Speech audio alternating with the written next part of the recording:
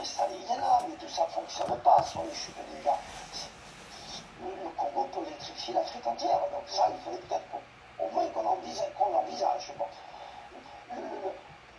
D'avoir des moyens de communiquer et de stabiliser d'abord le Congo, parce que le fait qu'on vole tout le Congo par le Rwanda, c'est bien d'aller pleurer, de dire on n'a pas été gentils, les chutes d'Inga qui peut produire l'électricité pour tout le continent africain. C'est pour ça que je dis qu'il y a un problème de champ agricole, mais il y a un problème de champ visuel. On ne peut plus penser aujourd'hui l'agriculture sur la France, sur le localisme, de voir tous les Qu'est-ce qui manque, par exemple, vous avez cité le Congo. Qu'est-ce qui manque pour que le Congo devienne un producteur, exportateur de produits agricoles? Par exemple, l'État d'Équateur. Moi, je connais. Voilà, bonjour Topé, bonsoir. Nabino le peuple congolais, ça de pas du milieu ou de l'endroit. Beaucoup d'occasions, il y a Kolanda Bisso en tout cas en direct.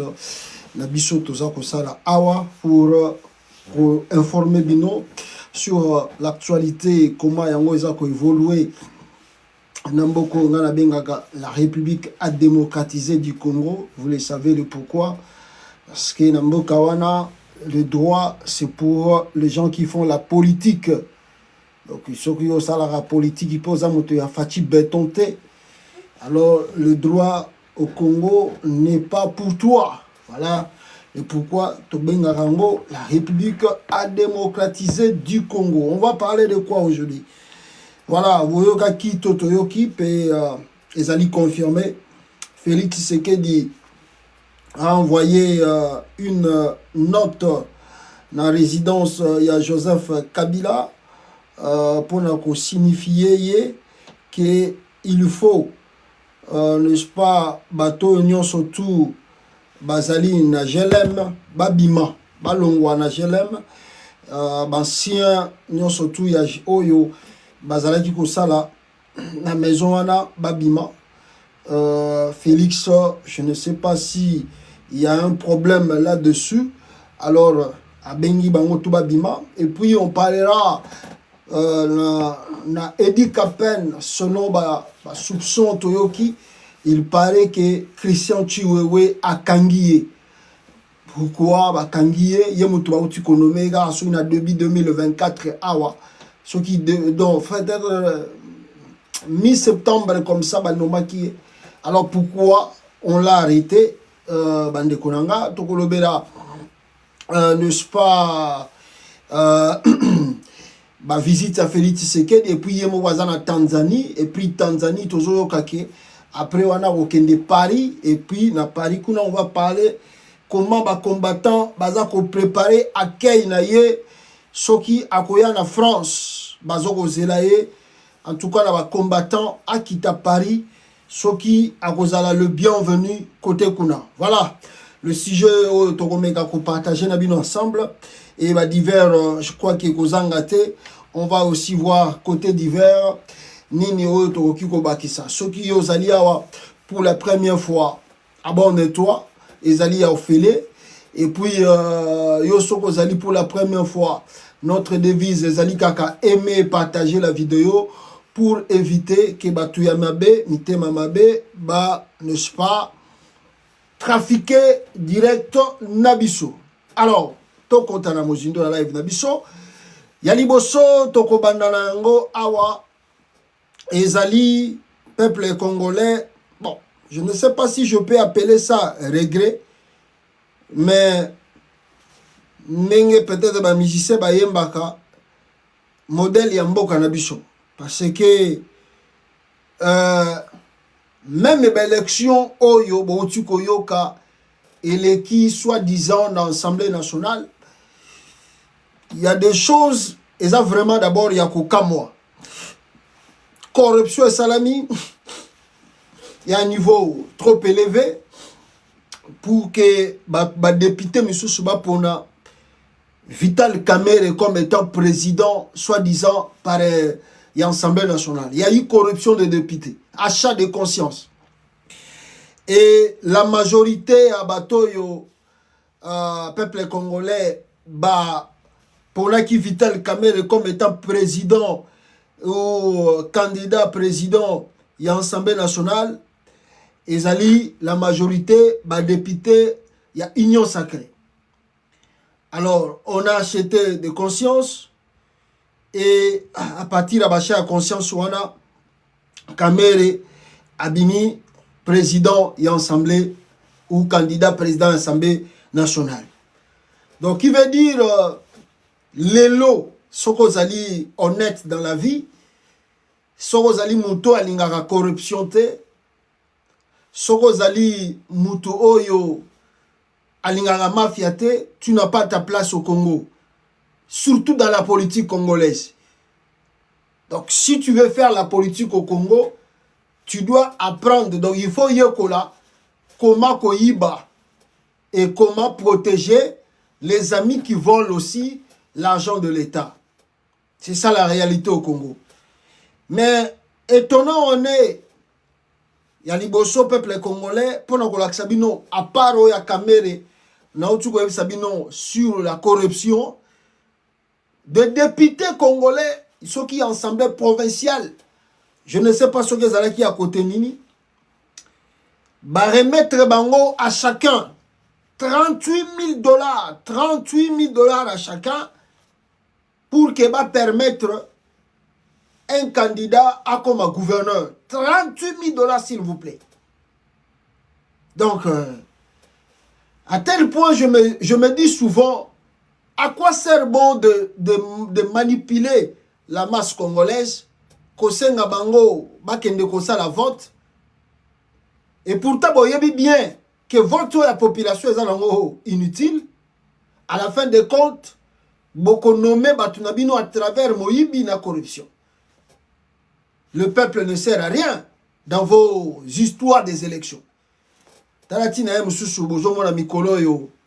Je n'aime plus parler vraiment des élections au Congo parce que je trouve que c'est un passe-temps d'en parler. Oh, élection, les Kanyawa, Nanya commis gouverneur, tout ça c'est l'aventure. Donc les institutions, oh, ils ont le Congo, comme la présidence, Tio Kitina se, ils ont les institutions moko, et outi na moyibi, et outi na corruption. Maintenant, le malheur est parce que les Congolais ne comprennent pas. Mouto ya ye, pour comme on est si quand on a moyibi, pour la corruption, n'a rien de devoir envers le peuple.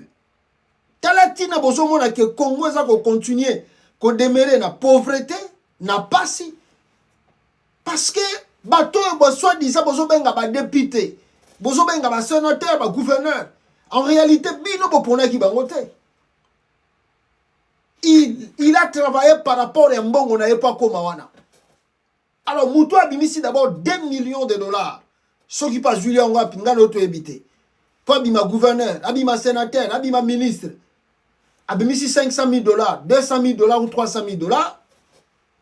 Dès qu'il arrive aux affaires, la première des choses à ressentir, il faut yiba c'est comme ça que le Congo n'arrive pas à avancer. Je vous montre la vidéo, preuve à l'appui. Dans le moment où le vote est comment chacun de députés avant qu'il ne reçoive la vote, enveloppe, il y a 38 000 dollars en espèces, cash, liquide. Bazo pesa pas depuis bazo remettre député dans Congo provincial écoute bazo pesa 38 000 dollars en espèces cash. Et puis les vidéos existent, ça passe sur les réseaux sociaux, pas d'inquiétude ni de l'interpellation de la justice soi-disant congolaise ou état de droit.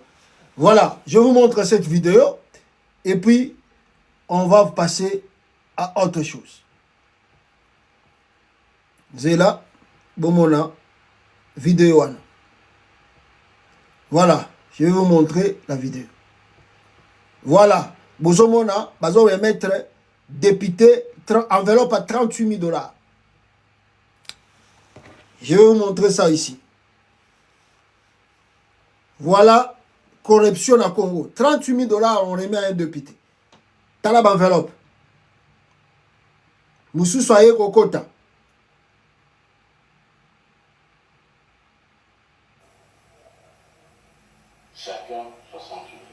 68 000. Mais Boyoka. 30 000 dollars. Cash. Je donne 30 000 à la veille des élections.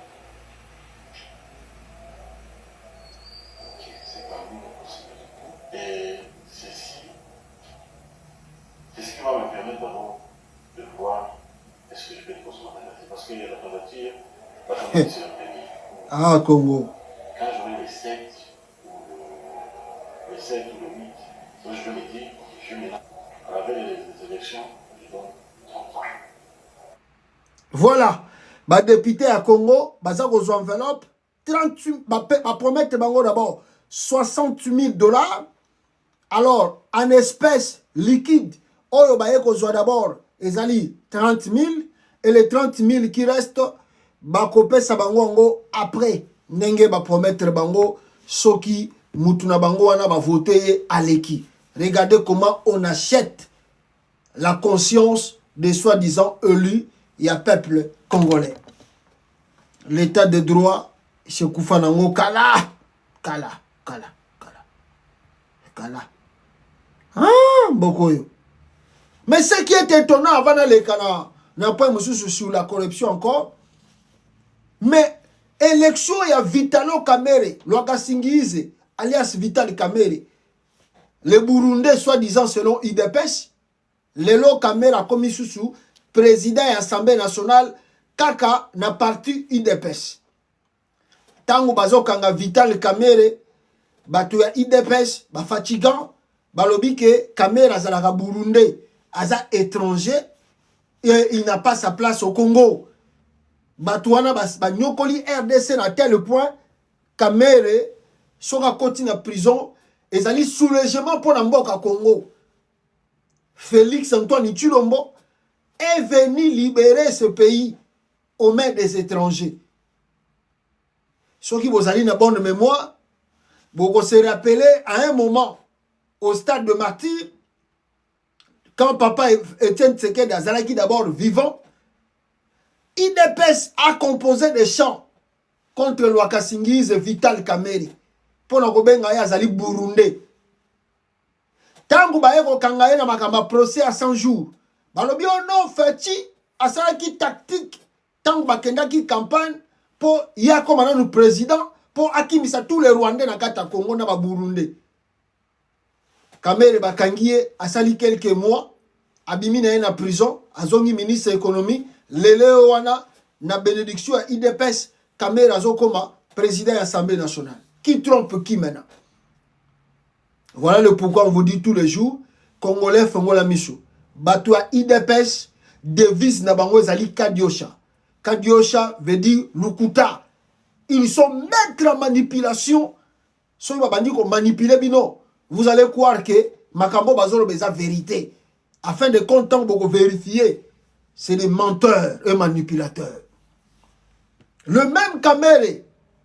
Regardez maintenant là où il y a un problème. Tobo ite bon, le roi la bango tout baza bata union sacrée tant mieux. Bagé ko sala ba primaire ya élection na bango tant mieux. Ba c'est ici ko sala ba primaire ya élection na bango tant mieux. C'est leur problème. Mais ce qui est frappant, bato ba ko sala ba primaire peuple congolais na Assemblée nationale. Là où abrite les institutions du pays. Donc vous voyez que l'Union sacrée, ils ont un père, parti État. Ils peuvent décider, et si quand on va Union sacrée, ils groupe, il y a des députés privés. Il y a Félix Tshisekedi qui soutient ceux qui sont disant les chefs de l'État. Mais ceux qui vont faire la réunion na bango, tout va vote na bango, il faut qui gêne na bango. Baluka soki hôtel na bango bako louer bakende ko sala ba vote na bango. Jamais là où abrite les institutions du pays bino boko ya ko sala élection na bino pour ko désigner candidat na bino. Et plus grave peuple congolais, je vous montre la photo ici. Vous allez voir la photo. Ouais puis photo wana Loaka Singize. Regardez. Plus grave peuple congolais. Basali élection. Il y a désigné Kamere na kati Assemblée nationale Et puis, na ba bilete ya seni, ba isoloir ya seni, ba matériel ya seni. C'est écrit là-bas, seni, RDC. On a caméra à voter. C'est avec de matériel, il y a seni, Centre électoral national indépendante, que batu ya union sacrée basale li vote pour na caméra et puis dans l'Assemblée nationale. Voilà le Congo. Voilà le pays Oyo Félix Azako dirigé Nakata Mboka wana. On ne respecte rien. Les normes d'un État, rien. Bozo salama comme l'abino privé, mais vous utilisez l'édifice de l'État et le matériel de l'État pour faire vos élections. Yango Monique Mboko yo pour avancer. Oh non, c'est pas la peine. Et puis ces gens n'ont pas. Bazako se génété. Parce qu'ils savent que personne ne va leur demander des comptes. Personne. Ils sont maîtres là-bas au Congo. Ils sont au top de il y a sommet à l'État. Pourquoi vous utilisez l'isoloir à la CENI, Azate? Voici l'état des droits. Voilà. Peuple congolais, on a voyé que le point wana. Na point lisusu kaka wana ya muibi. Vana likana côté mususu. Makamba muibi. Vous avez ceux qui besoin qui tentaient suivi Nicolas Kazadi, le ministre, n'est-ce pas, de Finances. Hier, à l'Ekina, non, avant-hier, à Kangi RTNC, na Patrick Mouyaya, baye basali ba commentaire, oh non, projet wana qui akala, biso toyaki kaka ko compléter, batoyebi makambo wana te vraiment, banini. Oh, ba makambo wana te ndenge nini. Soki projet wana, bato batika ki yango. Alors, bakoka yiko finaliser yango te, yo ye, batika yo note, parce que note, soki ya nani, Nicolas Kazadi a remplacé qui, et Bimi, ça n'a rien à voir avec tout ce que Nicolas Kazadi a l'obagi na RTNC, ça n'a rien à voir. Mais, na professionnalisme, l'un projet peut qu'on na Mouto Azalaki avant Gaï. Alors, dans le moment où on a eu fonction, le projet sur la table. Même si les gens me demandent, non finalisé, mais je dois avoir le temps, il y a qu'à étudier le projet. Faut-il le faire ou ne faut pas le faire? Nicolas Kazadi abimisi 400 millions de dollars américains. Oh, ils ont koto lampadaire. Ils ont koto ba maya forage. Mbongo bisike kei et banité. Et ce qui est plus étonnant, ma photo outil ko circuler, pesa ko circuler dans les réseaux sociaux. La compagnie Oyo Baremeta ki mbongo poasa la makamba forage. Bazala qui reçu par lui-même Félix Tshisekedi. Les images circulent sur les réseaux sociaux. En 2021. Donc, il veut dire, ceux qui ont compté Mozindo, Mbongo Bazakoloba et Bungi, pas Nicolas Kazadi, Ndenge Bimeli, Ndenge Sali Makambo. À vrai dire, soyons honnêtes envers nous-mêmes, c'est la présidence qui est derrière ça. La présidence de Chilombo. Bangonde, Nandenga Mafia na Bango, Baebisi Nicolas Kazadi, projet ni déjà sur la table wana. Bon, bimisa 400 millions, kosa ba Congolais, pour nous ça la kaka, pompe moko ya forage, et va coûter 400 000 $. Bimisi mbongo na bango, basala wana ba transaction muibi, et ils ont détourné plus de 400 millions de dollars américains. Jusqu'aujourd'hui, après des révélations, des scandales écoués, ni le procureur de la République s'est saisi du dossier. Ni le procureur de la République s'est saisi du dossier. Ni la Cour soi-disant de cassation saisit le dossier de Nicolas Kazadi. Et on peut dire même le président de la Cour constitutionnelle. Même à l'Assemblée nationale, il n'y a même pas l'interpellation de Nicolas Kazadi pour question et réponse par rapport à Mbongo Ndenge Bimeraki. Vous savez le pourquoi? Vous savez le pourquoi? Mais parce que Moutouazali auteur, il y a mafia, on a mis 400 millions, c'est lui-même Félix Tshisekedi. C'est un escroc, ce monsieur-là. C'est un voleur. Et l'on croyait là qu'il a moutou à Mboka. Et l'on Félix a dit que ça là comme président du Congo, et ça a koyiba, détourné. Même Mobutu a fait 32 ans au Congo, batika la koyiba, na 5 ans, Félix a koyiba na ba camarade na été. Mwana bato bofinga qui est kaza étranger. Joseph Kabila Bolobike, Kabila c'est un étranger. Il laisse le pouvoir à Tikeli Félix Tshisekedi, réserve de change, na banque centrale, montant 1 milliard de Félix Kabila Tikeli Félix, réserve de change, 1 milliard de dollars et quelques, na réserve de change. Zéro dette extérieure.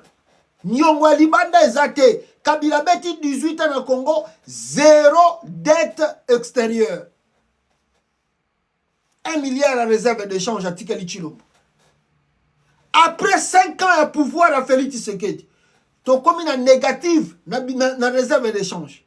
Il n'y a plus rien là-bas. Ton continent en négative. Mbongo et Cécile.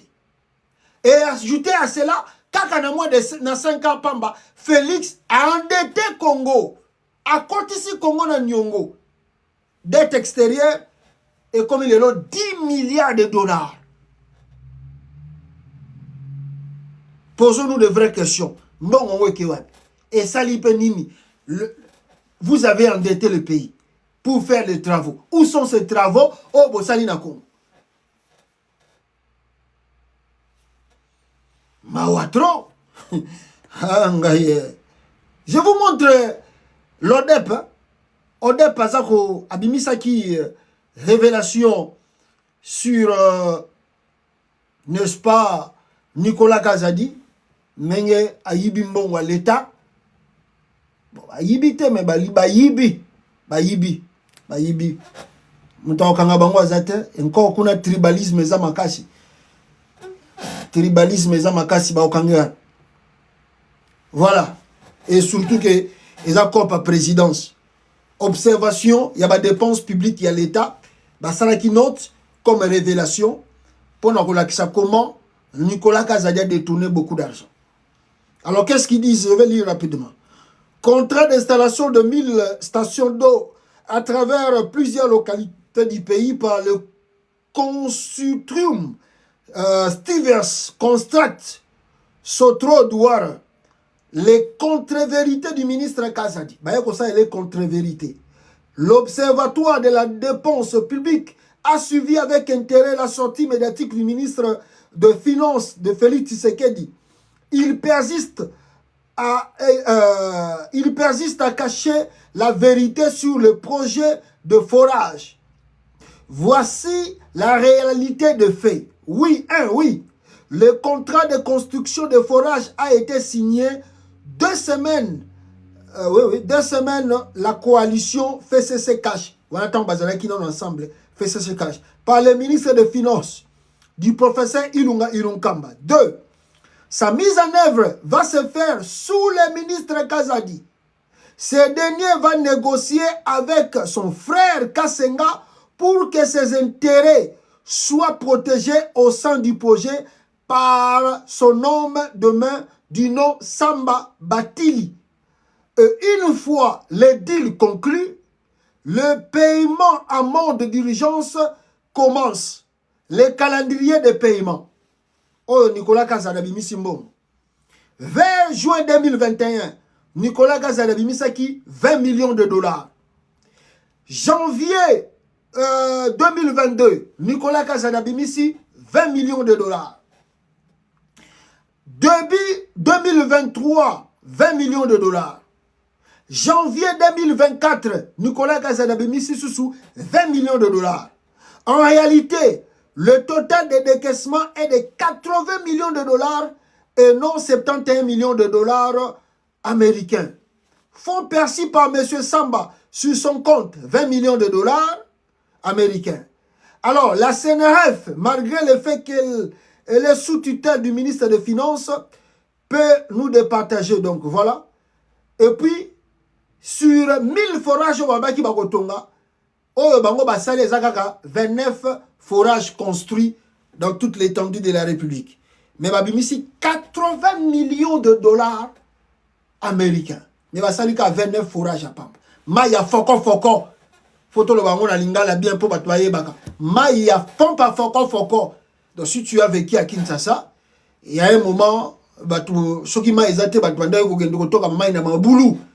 Soki ba mai ya mabulu wana basala ka mwa mukie mai wana ba faciliter bino tâche ko tia ba pompe wana ya foko ne to benga na lingala pona et permettre bino au lieu bo tchaka bo boaka ka ba nini comment ba goudron pas goudron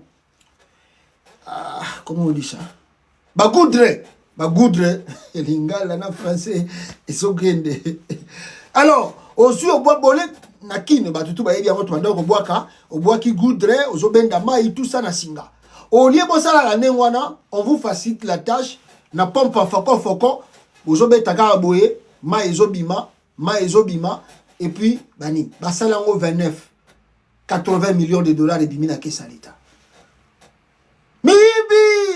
Mibi. Bayoke la Congo mawate. Mibi. Tu yagi wocha état de droit. Mibi. Ozoka mibi donc. Asina ebisa ba Congolais. Tala. Félix Azalokola El Chapeau. Au bakanga en États-Unis d'Amérique. Aza Mexicain. Ya bukara asalaka prison break. Atabo kangie na prison ko sala prison break abimiake. Félix Azalokola mutwana. El Chapeau. Moyibi na jobi sabino moyibi mutwana. Non, c'est pas la peine. Alors, rapidement ici bande konangai wana zalaki dossier Kimoyibi na bango ndenge za koleka na kati ya RDC que je tenais aussi à vous montrer pour que bozwa mwamuke connaissance na yango. Alors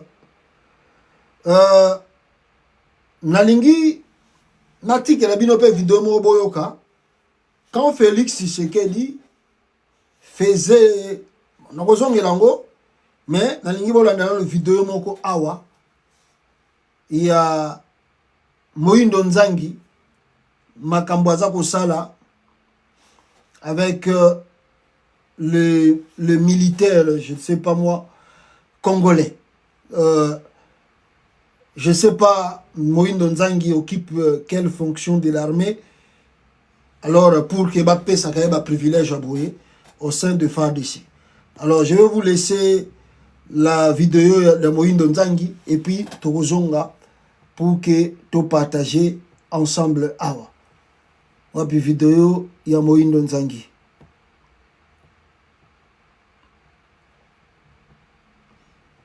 Voilà vidéo ya Moïndo Nzangi.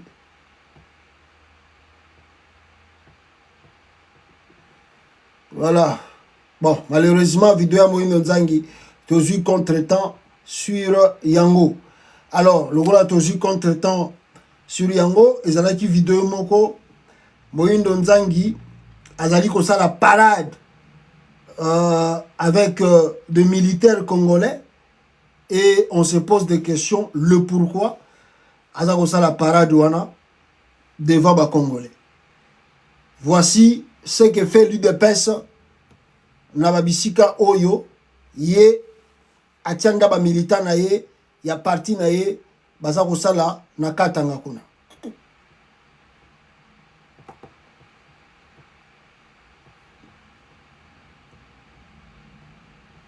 Ndio na koyola pale pa drapeau ya IDPS. Chini ya drapeau ya balabala. Juste pa balabala receveur na shimama dissoulager. Ba militant ya IDPS bana bloquer receveur njo yo hapo. tuku bloqué au moto va chibota sana kwa la pa drapeau au drapeau ya sasa recevoir ndio washo muloma 50,000 aribe amande IDPS fait la loi. recevoir aribe amande 50,000 francs juste ndio vile kwa la chini pale pa kaburi mbopembe na drapeau bana bloquer recevoir. Voilà. Na poste ya Fungurume IDPS a la loi na yi.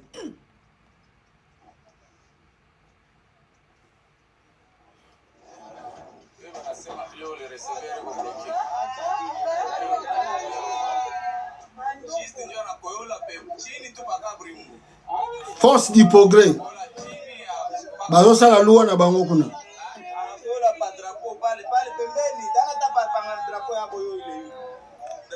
Na drapeau à IDPS, bazo sa la loi.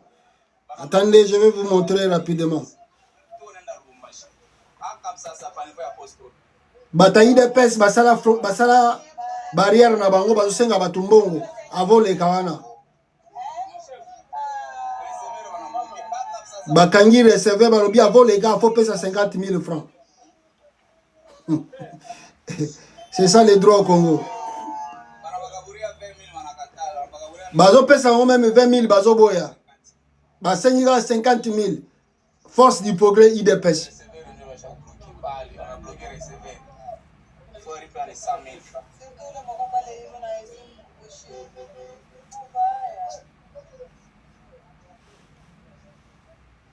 Voilà.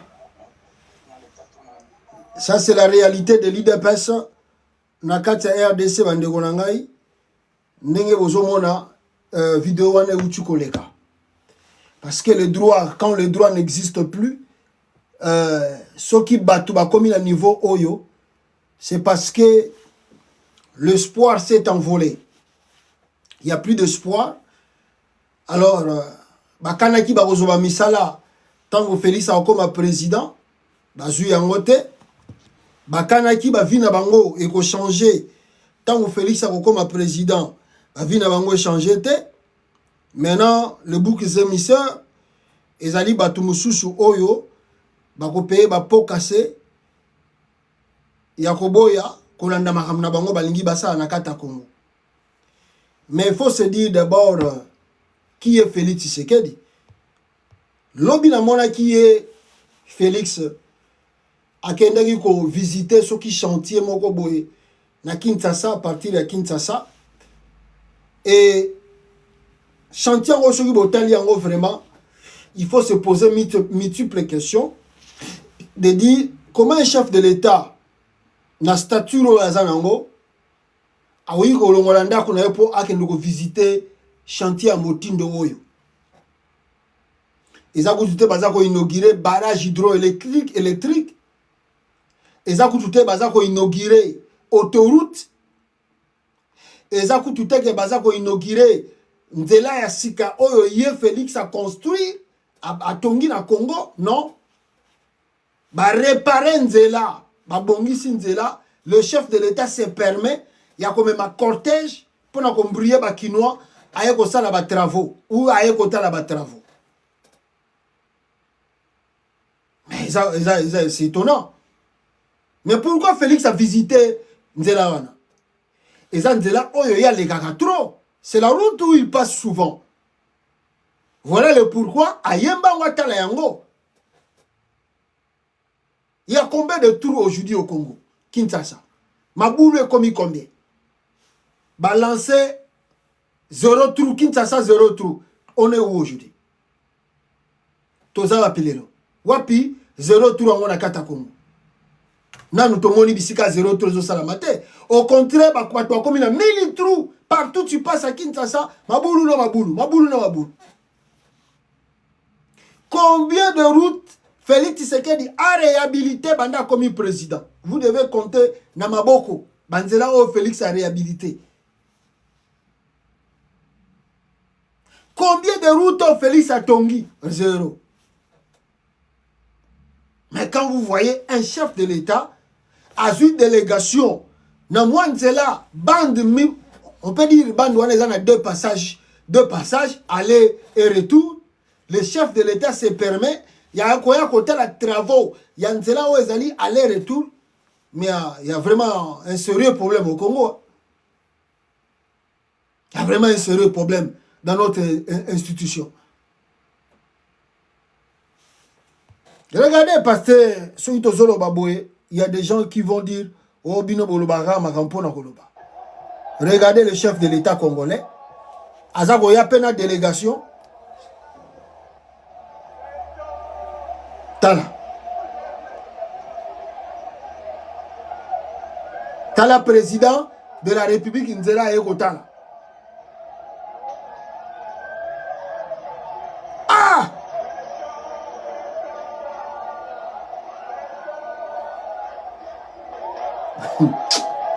C'est pas possible.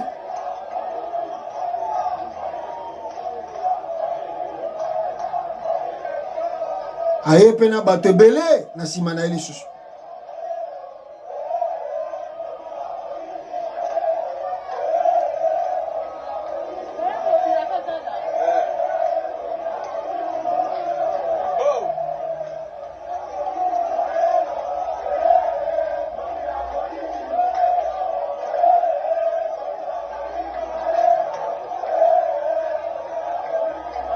Voilà.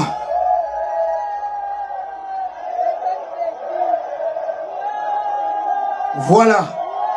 Félix Yewana bozomona. Nzela o aye kotala yango wana zo kotala wana bozomona. Nzela wana Félix azotala oyo ba travailler soki avancer soki ça ini. C'est pas possible.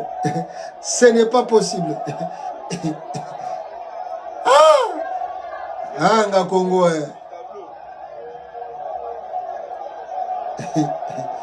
Voilà, c'est pas possible. Voilà. Et puis il y a une deuxième vidéo. Quand il y a une inauguration, il y a une deuxième vidéo. Bon, on a sous mi balé. Tango Félix Tshisekedi ayewana. Tala yewana. Yoga.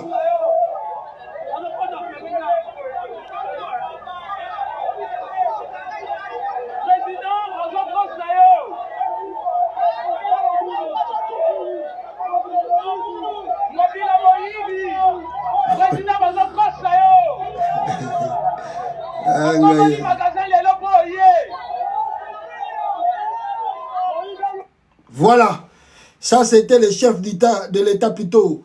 Il y a RDC, au Bomoniwana, a inauguré, bon pas inauguré même, nous avons le silité, nous avons un chantier. Président qui était à la chantier, nous avons moko, où il y a peut-être un passage aller-retour pour nous mitouka. Mais comme ils allaient nous avons les cagatro, dans la tine, à Kewotala nous avons. Mais ça sonne pour le Congo. Mboka lokola RDC. Avec plus de 2 millions et quelques kilomètres carrés, il y a RDC, qu'un chef de l'État quitte sa maison, son bureau, à Yarotalanzira Markamoui.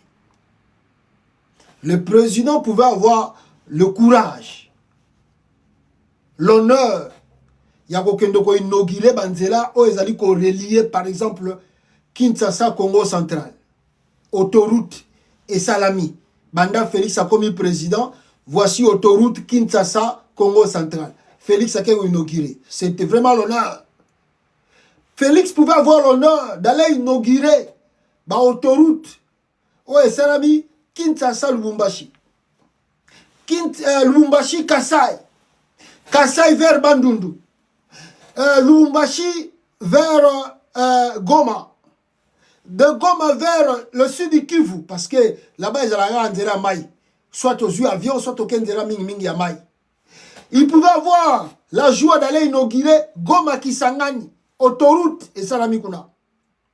Autoroute et Salami, Kinshasa, Équateur. Équateur, Kinshasa.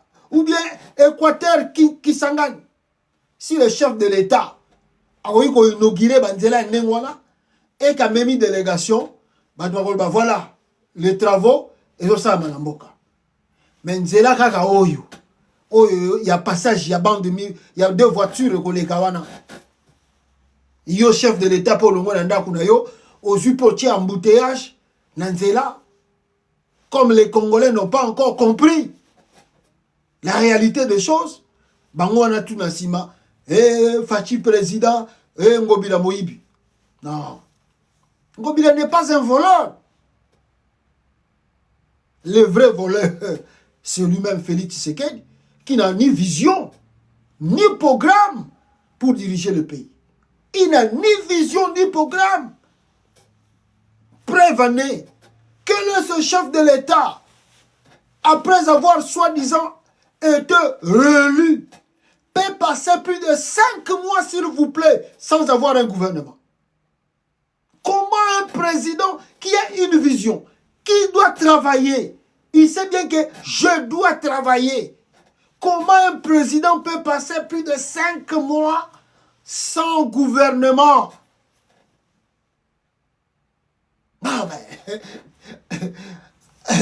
Atabolobi Ngobila, Atabolobi un tel.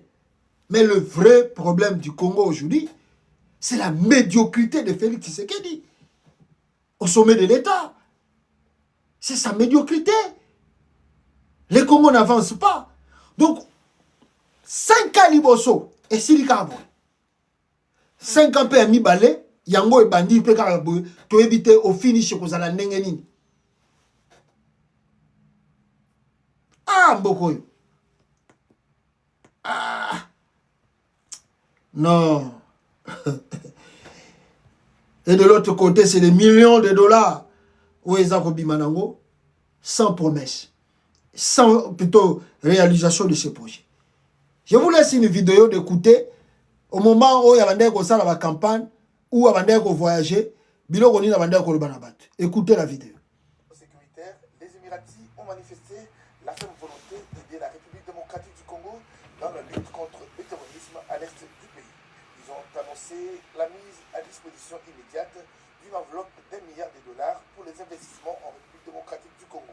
1 milliard de dollars. Des points abordés lors de ces échanges, des protocoles d'entente seront signés à l'étape de Dubaï, où le chef de l'État est attendu dans les 48 heures dans le cadre de l'Expo Dubaï et Global Business Forum for Africa, un rendez-vous économique mondial incontournable auquel la RDC a été conviée. Pour rappel, le chef de l'État Félix Antoine Tshisekedi Tshilombo est arrivé aux Émirats arabes samedi en fin de journée. Voilà. Le chef de l'État congolais a Kendaki na Dubaï, na Qatar, balobi ke bata Qatar bazo pesa biso 1 milliard de dollars américains. 1 milliard de dollars américains. Posons-nous la question, où est les 1 milliard de dollars au bata Qatar bapometa ki Congo? Posons-nous la question, où est l'aéroport moderne au Félix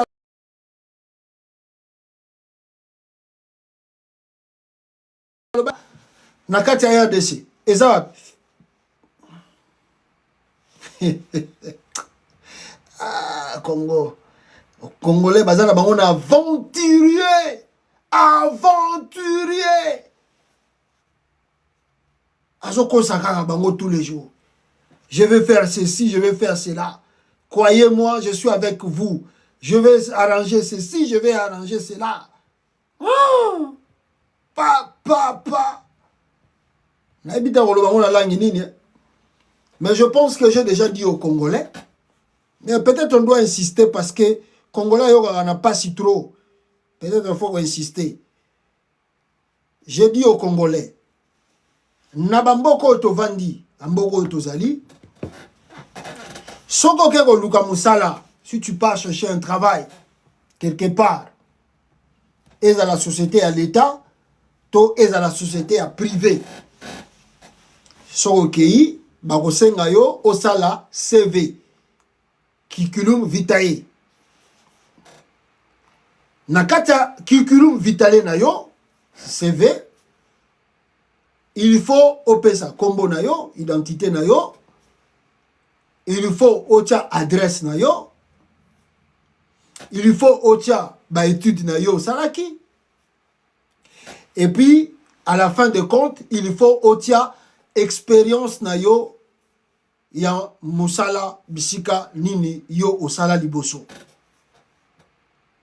Et à la fin de compte, na kati application musala bakosenga yo deux références ya batu oyo bayebi yo na bisika osala pour bapesa témoignage na yo. C'est comme ça la société oyo tozali awa ezalaka dirigée. Alors soki oye na CV na yo oremettre bango opesi pe bakomba batu opesi babiloko tu bazwi yango bakobengesa yo osala interview bakoyoka yo par rapport à CV na yo ndenge okotisaki et puis bamoni soki eza savoir babiso okende tokobenga yo lisusu.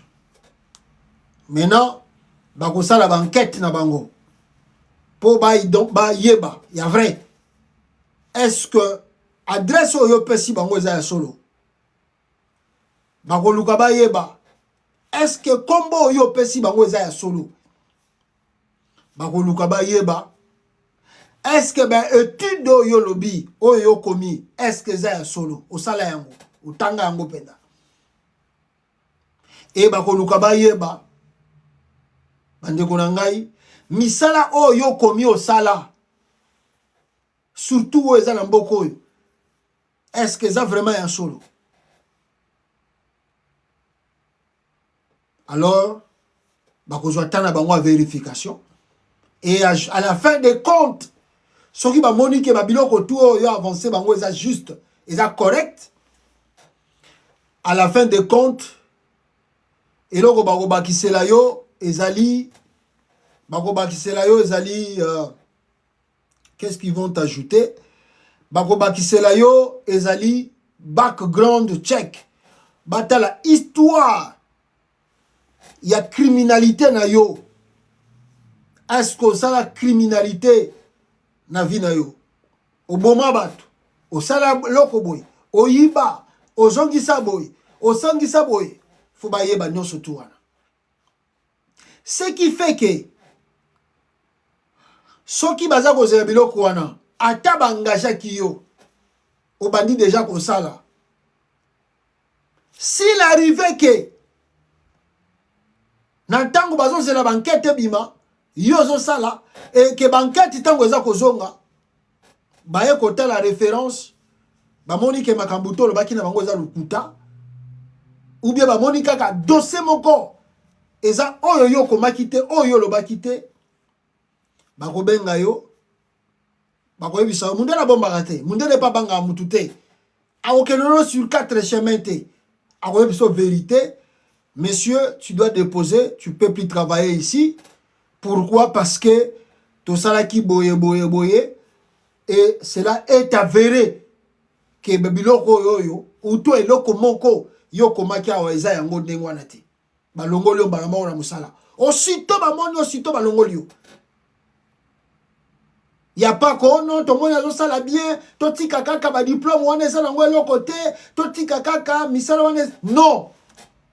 Oyo lobaki eza kolakisa honnêteté pe kosala na kata musala na bango. Voilà comment la société a dirigé bisika tozali. Maintenant au Congo, en RDC, l'inverse est que vous avez un homme aujourd'hui qui se prétend être président de la RDC.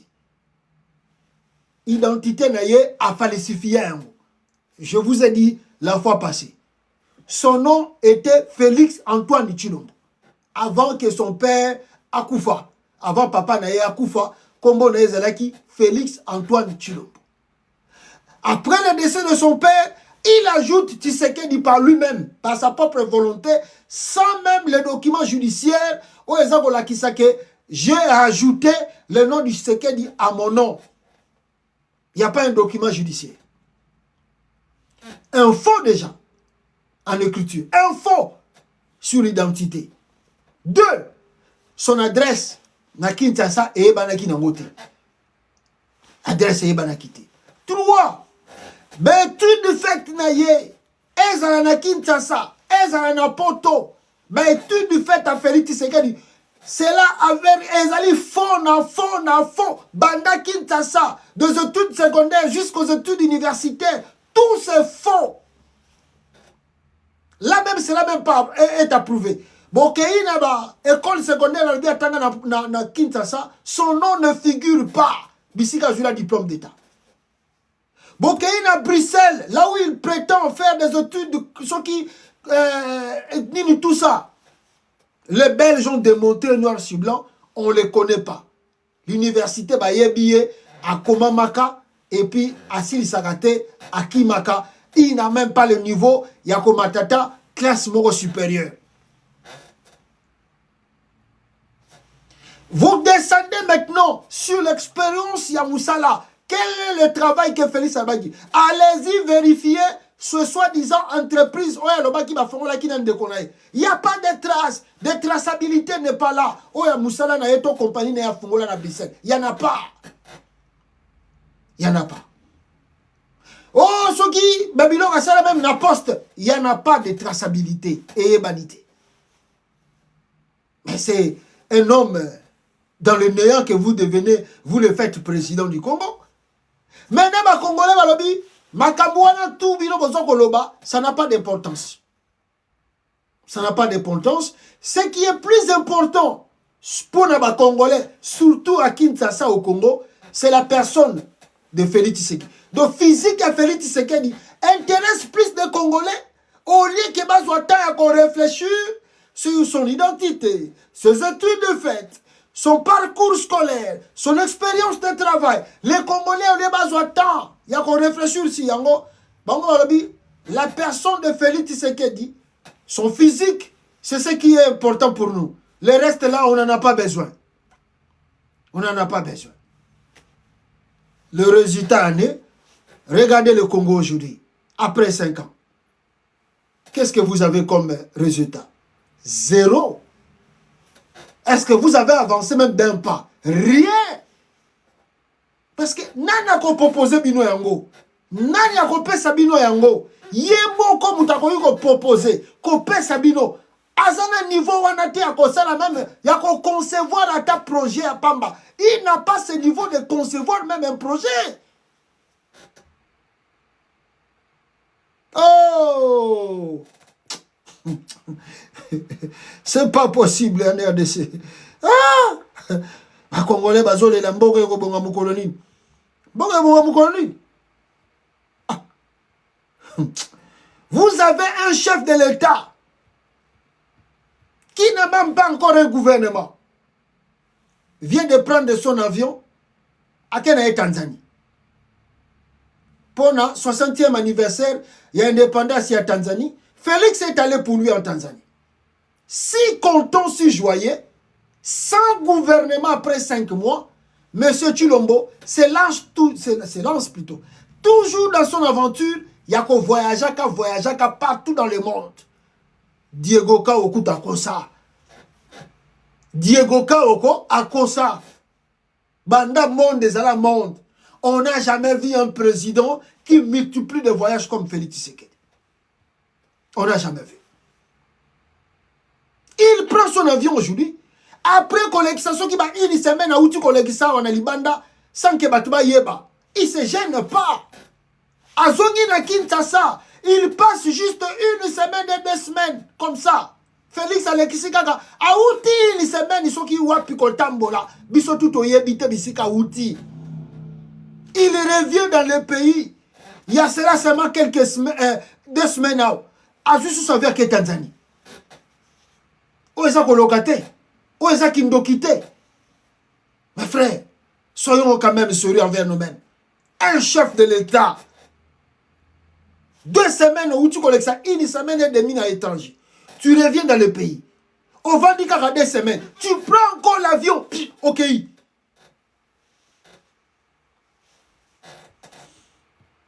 Ça, c'est la sorcellerie, ça. Où est-ce qu'il nous quitte? Où est-ce que... Non, c'est pas normal. C'est pas normal. Ça, c'est vraiment la sorcellerie. Oh, tout ça, moi, il y en a Félix. Non. Où est-ce qu'il nous quitte? Où est-ce qu'il nous quitte? Il n'y a rien à dire. Ça, c'est la sorcellerie pure et simple. Regardez Félix ici.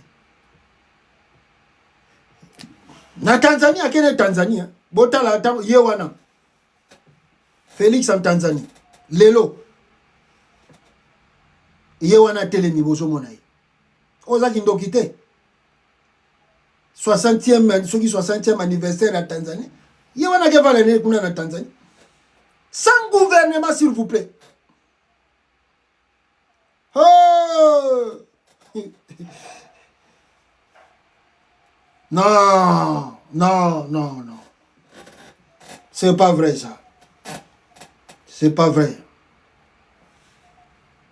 C'est pas vrai. C'est pas vrai, mes frères, c'est pas vrai. Dis jamais vrai.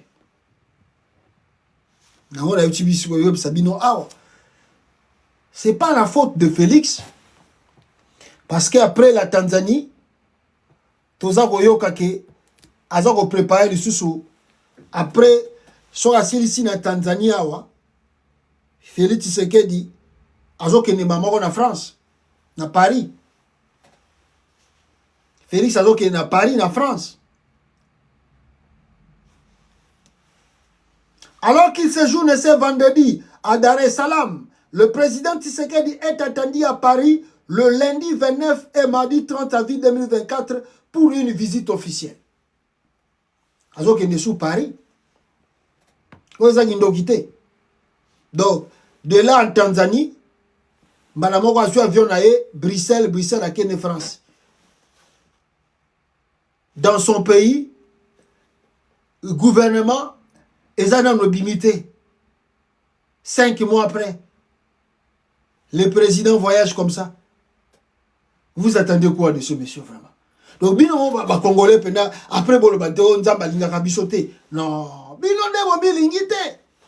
Peuple congolais, qui ne vous aime pas? Naba pasteur, nabino si le pasteur congolais, je vais commencer ces enseignements très bientôt. Je vais commencer des enseignements. On doit faire de notre effort par la grâce de Dieu. On va faire ces efforts quand même. Il y a faire comprendre des bateaux qu'est-ce qu'est la religion et comment la religion aussi a des devoirs envers le pays. Parce que quand vous prenez encore des pasteurs congolais, et ceux qui savent, Okokende Lona, Okobala, Okokende Poto, Okokomanambongo, c'est seulement le message que le pasteur congolais prêche à Kinshasa là-bas.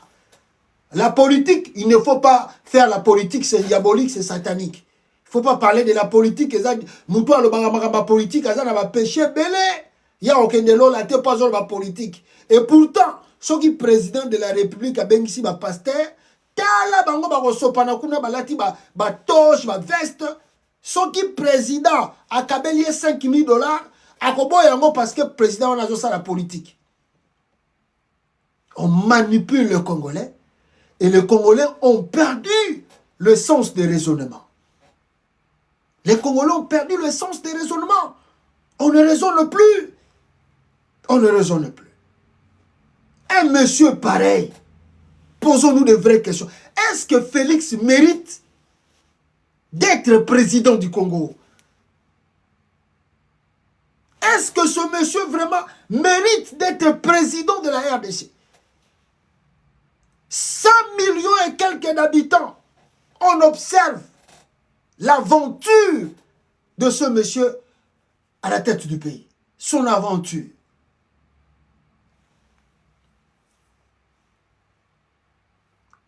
Au frais de l'État. Il va partir Tanzanie, à Kenae, Paris. Et Paris, là, ici, va faire combien de jours, on ne sait pas. Et là, il va revenir quand, on ne sait pas. Ah, Congo, mon peuple. Et ajouter à cela, c'est tous les messages de ces soi-disant pasteurs. Vous voyez que les Congolais, quand fait le go, la zobeta miziki, Fali Poupa zobeta miziki, même les gens qui sont à Kinshasa, ils ont une terrasse, ils ont dit talebele. Bazolanda, Fali Poupa, Nafere, bazobeta musique. Oh! Sokotali Moutouana vandi na bar, depuis le matin, il n'a pas encore bien mangé. Il a laissé soit enfant ou parents à la maison là-bas, Nzaleza kuna mais il y a la musique à faire na bar. To ya Fali na bar. Discussion pour tout le monde. Oh, le peuple ndengeni. Si vous regardez l'attitude des Congolais, il souffre, il est enfamé. Nzala, passe. Le dimanche, il est à l'église. Le dimanche, il est à l'église. C'est question de jeûner c'est question de prier pour qu'on soit délivrance. Oh non, Jesus. On nous a pris ça, on nous a pris ça. On nous a pris ça. Vous savez que les colons, j'insiste là-dessus, depuis avant-hier, nous avons insisté. Vous savez que les colons est fort. Hein? Les colonisateurs ont fait un travail remarquable. S'ils ont réussi quelque chose en Afrique centrale, c'est la religion. C'est la religion. Ils ont reçu la religion. Côté religion, les colons, les colonisateurs ont bien reçu en Afrique centrale. Ils sont à l'aise. Vous voyez, les Blancs s'époumoner par rapport à Makabezo en Afrique centrale. Non, ils sont vraiment à l'aise. Ils savent que ce peuple-là, s'il est affamé, le responsable c'est Dieu. Ou sa famille, ou ses amis, ou son frère ou soeur. Ils savent. Les Blancs savent. Ils ne vont pas nous accuser. Ils ne vont même pas accuser leur propre gouvernement.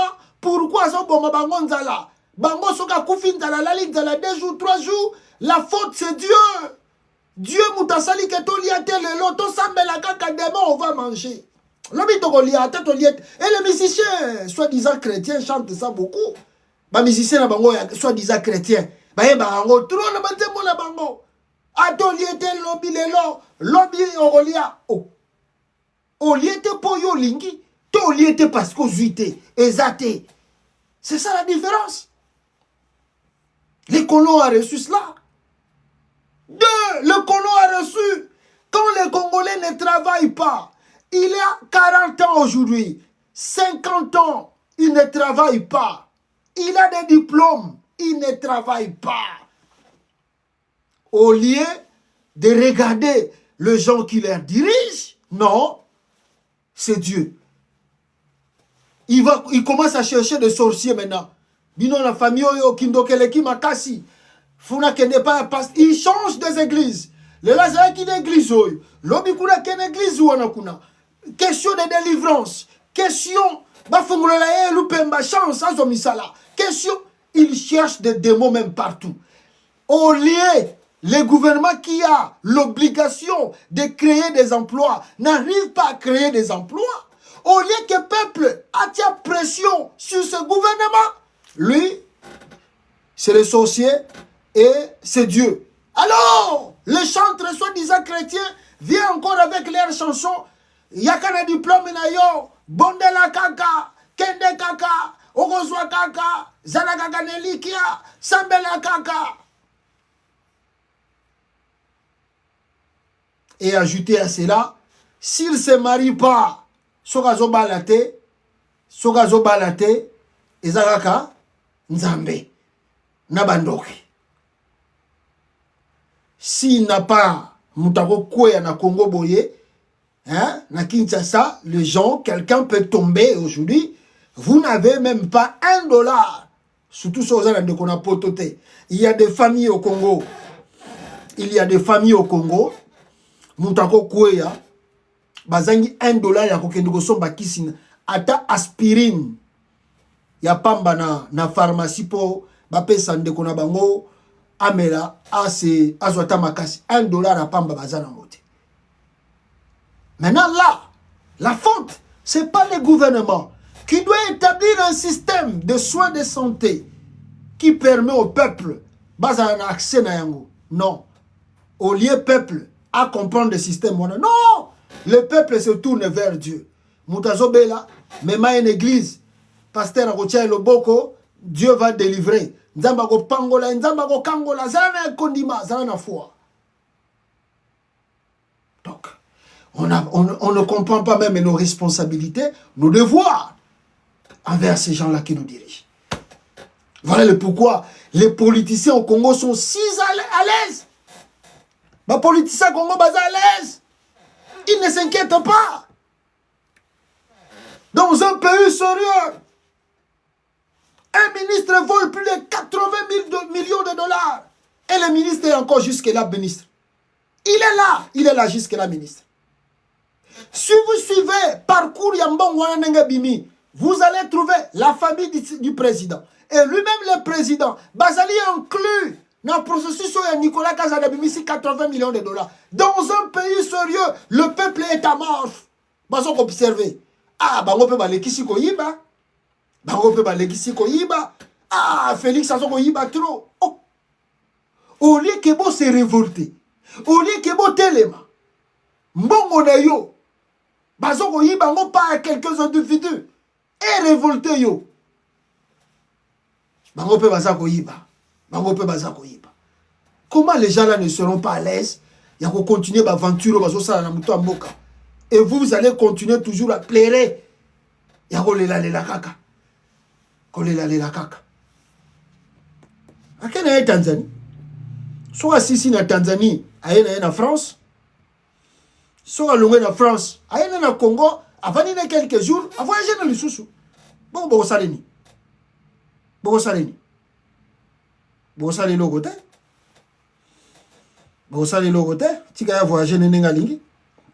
Alors voilà le pourquoi. Bande gonanga na uta koyoka. Ndenge na uti koyoka awa avant loba. Deux choses, na banda liboso. Il y a GLM, il y a Joseph Kabila. Oyo soi-disant Félix a tindi délégation moko boye.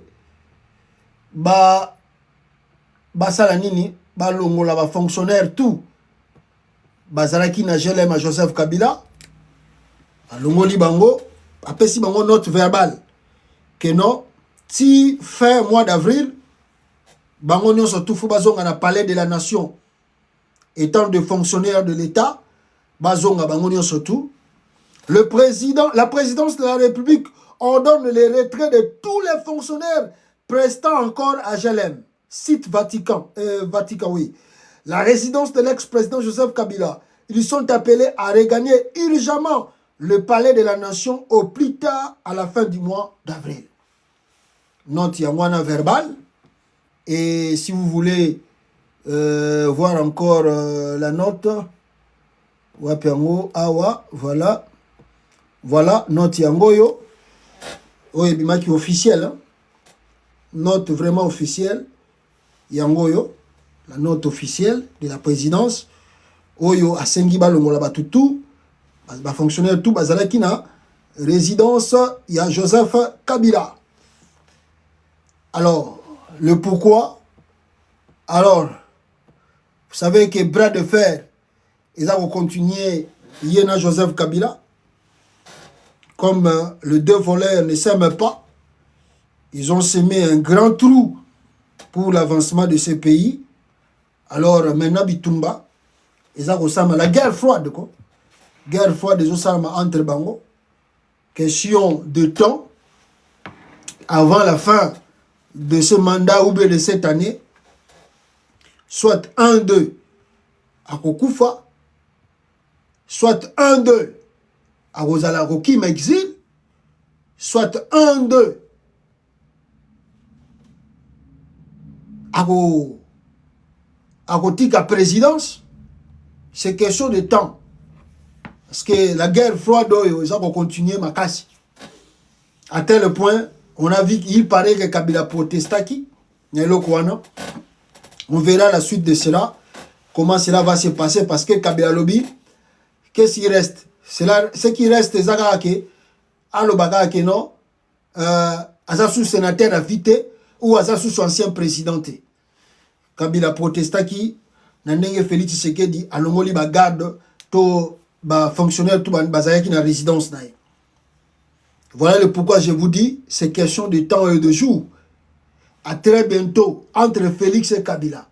Moko ako kim exil, moko ako kufa, moko ako tika présidence, moko to ebite ko sala ndenge nini.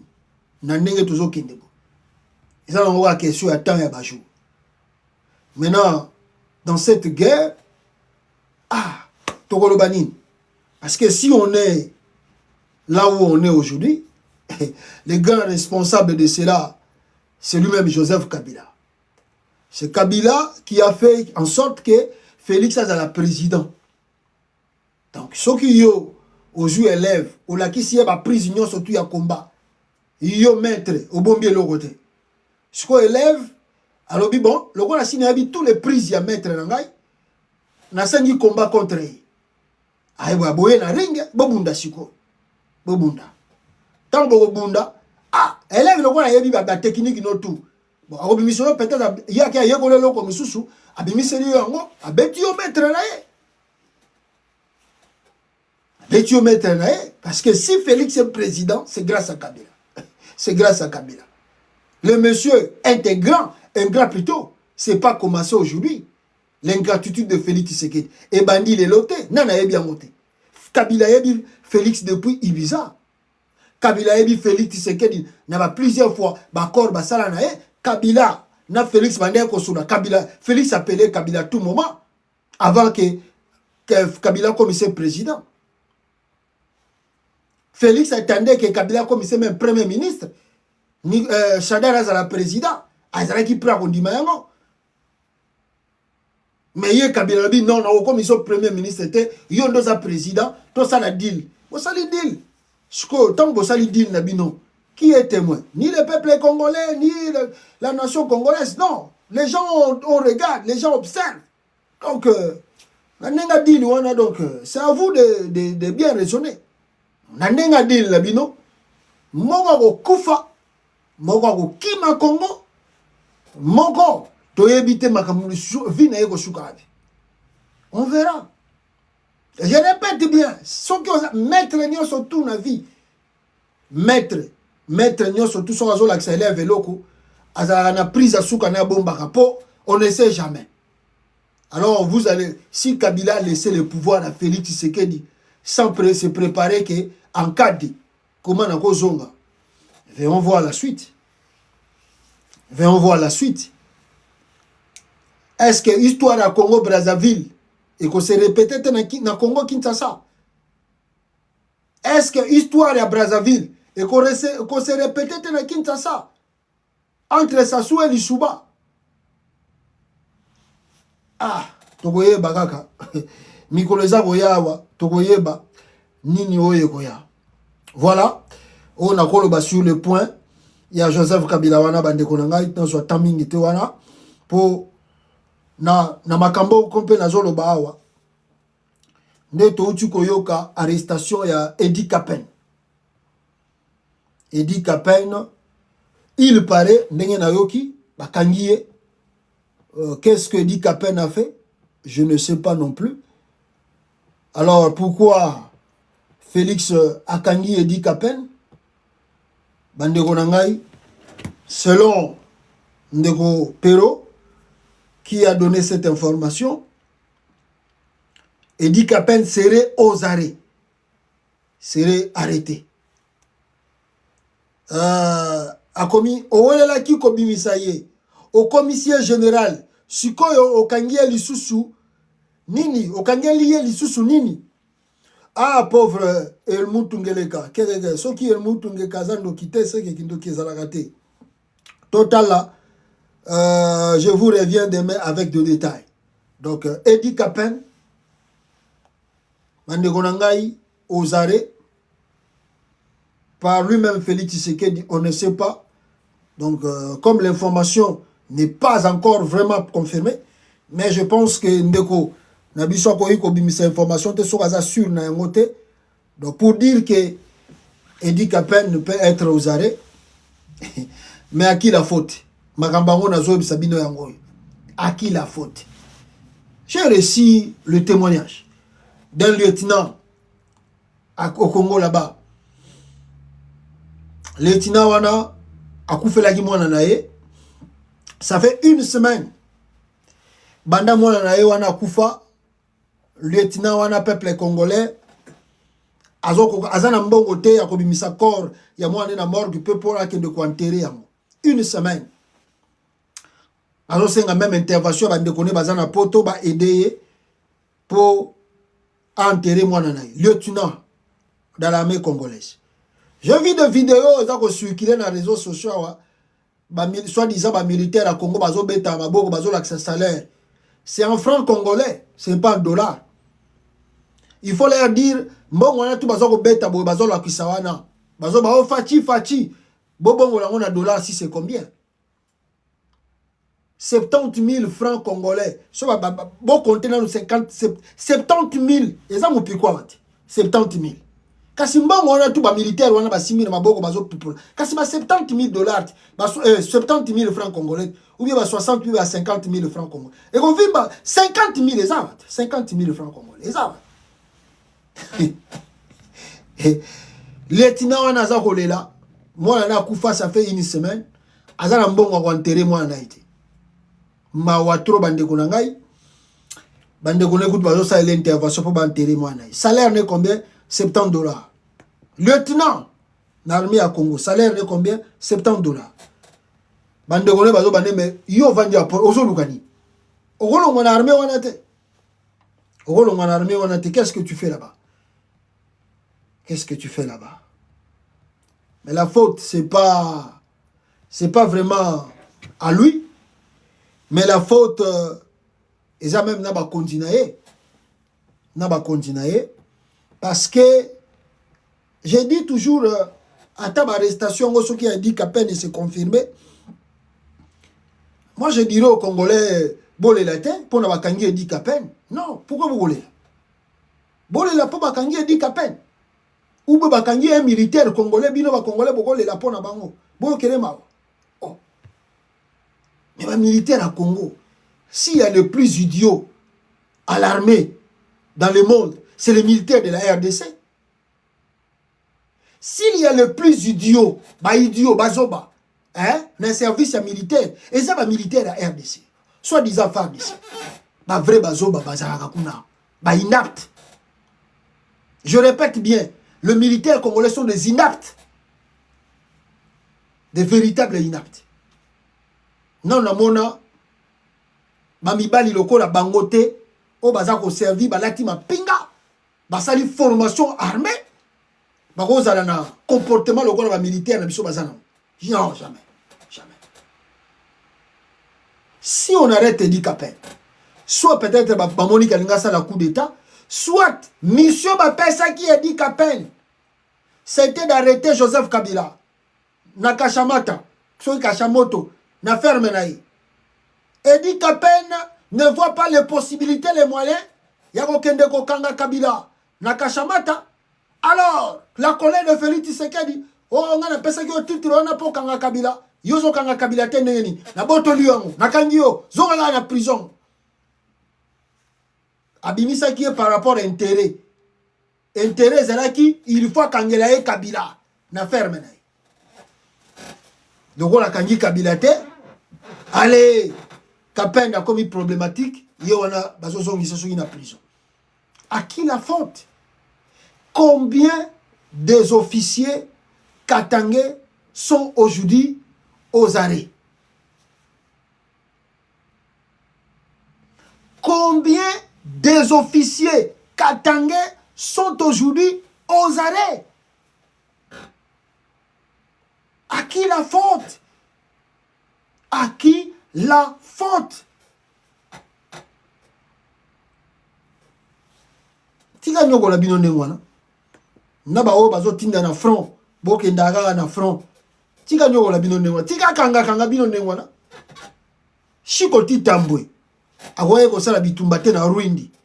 Bazongi sie na Kinshasa, ye wana zo tambola na kata capitale à l'aise. Akimi na Rwindi, asali fronté. Bazongi sie na kata capitale, avani na Kinshasa à l'aise. Shiko titambo.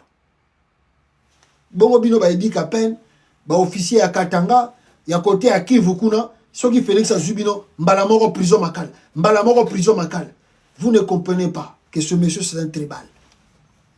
L'armée le plus faible au monde, il n'y a pas des hommes capables de défendre même les intérêts, même Tenio Balati.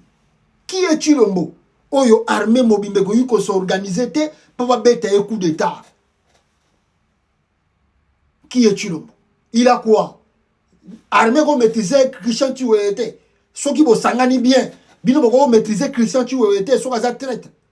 Bo ko maîtriser Chiko Titamboete. Bino benda ba armée wana ba officier tout boza na Congo. Boza na capacité à maîtriser Chiko Titamboete na Christian Chiwete. Bolongo Lipe Félix tala président Mombasa qui est Tanzanie. Après Tanzanie qui est Bruxelles, Paris Koutou. Donc il n'y a pas des hommes capables pour nous voir bisa mutande ngona sukaka hakuna. Sukaka hakuna. Koya susurate. Il n'y en a pas. Non, non. Après, on bakangi boye, on biso na armée passe les qui bani oh, so militaire allait la rater.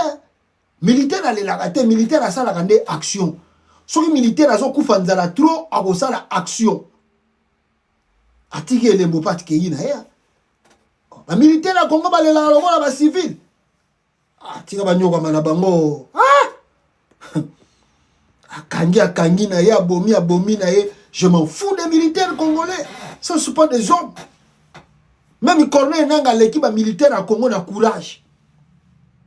Corneille Nanga, à l'équipe généraux à Congo, a courage. T'as là un grand courageux, Corneille Nanga, civil qu'il était. Corneille Nanga, comme il est là, chef, na front kuna. Civil qu'il était. Nanga, zon Melissa, généraux à Congo, Pema, na front. Il est plus courageux que les militaires congolais. Nanga, l'équipe militaire, belé na Congo, na courage. Na ba généraux wana. Mawatro. Bo bete coup d'état, bo si la nae, bo so akolela lela. O bakangi o basali boy. Tika nyoko la bino. Tika nyoko la bino. Mawatro au peuple congolais, mawatro. Toujours ça tout un belé awa. Tellement c'était nécessaire qu'on en parle seulement. Ils n'ont pas si trop, ils n'ont pas si trop. Ils n'ont pas si trop. Alors, lui-même qui accuse toujours les autres, est-ce que vous voyez que Félix Tshisekedi, ou il a accusé Batou, général Momo, la fois passée, général Wana, Bandegonangai, ou Bazo Kangaye, Balobi Azamutaba Wazalendo, Félix Tshisekedi Yemo Bazo encouragé, Wazalendo, Bakota armé, et puis il a confirmé qu'il sous que le phare descendé Bazako armé Wazalendo. Zela. Yo Zela, Moko, tant makambe zongela yo, tu verras la réalité des choses. Nenge zalaka. Suivez Félix Tshisekedi qui encourage les Wazalendo, bazala armée na FARDC. Pito zoa dossier moko ya suka a. Remplir les rangs de notre armée. Nous en avons déjà reçu 40 000. Il faut encore vous engager davantage. Nous avons formé la réserve de la défense pour encadrer les Wazalendo, Yoka. leur permettre de renforcer leurs capacités. Ah, chef de l'État a renforcé capacité à Wazalendo. Aujourd'hui, nous avons nommé les coordonnateurs de cette réserve de la défense. Il y a notamment le général Badiri, un fils du pays qui a montré son amour et son sens du sacrifice pour son pays. Voilà. Le président, Yewana Boyoki, a encouragé Wazalendo, groupe rebelle, le chef de l'État a encouragé Wazalendo, va continuer au sala front, va renforcer la capacité na bango, babiloko na bango surtout. Après les lobozole là.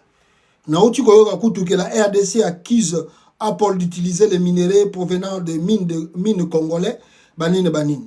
Wana peut-être nous rejoindrons dans la prochaine édition pour tout solango à longue et à large.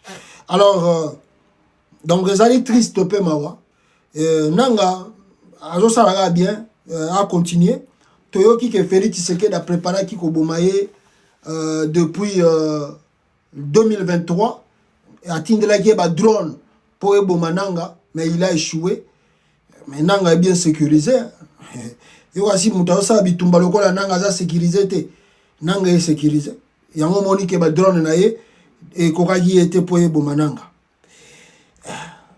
Voilà. Alors Félix Tshisekedi arrive à Paris. On n'a pas encore précisé la date na utuko sabino. Peut-être ekozala le 29 babaka kokoma sur le 26, sur le 26, sur le 27, Chilombo sera à Paris.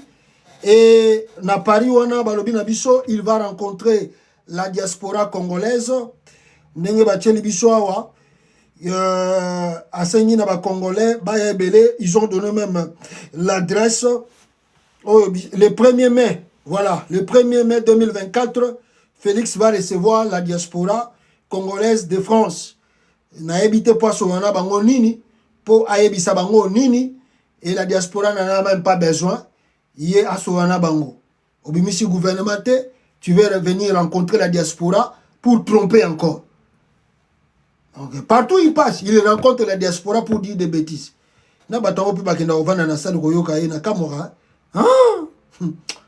Voilà, et la diaspora, à son tour, se prépare na lumbe mouete